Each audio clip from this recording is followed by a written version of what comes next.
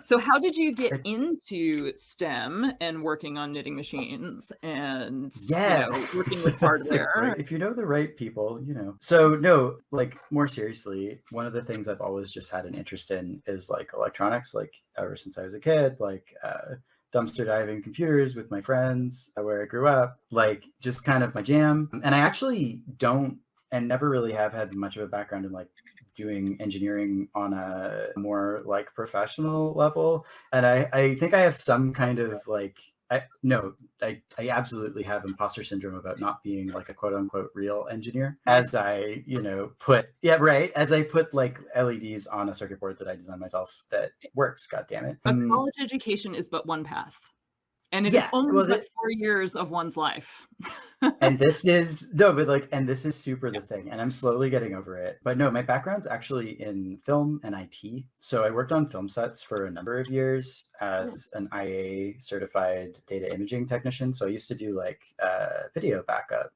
So like when the first digital cinema cameras came out, I was like one of the first technicians that was like backing up the files off of those cameras, kind of as my day job.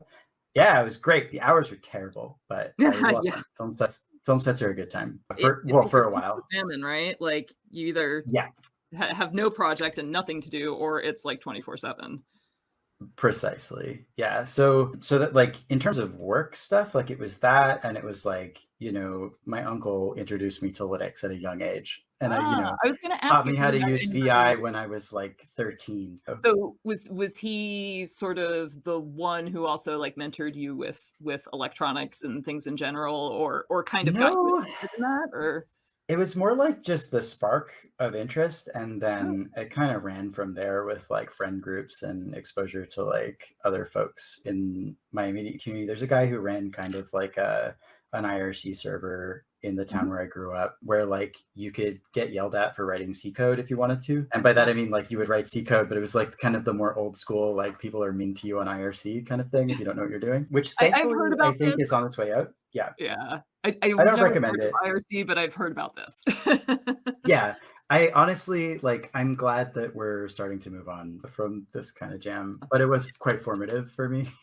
um, so okay, they all fell out. We're good. So yeah, so I think there's like that, but I was always more drawn to hardware, but never had the resources for it Yeah. until I, Well, it was had really some better expensive jobs in until time. recently to make your own circuit boards and stuff, or even Yeah, own your exactly. own circuit boards, because the software was all very, very expensive initially. Yeah.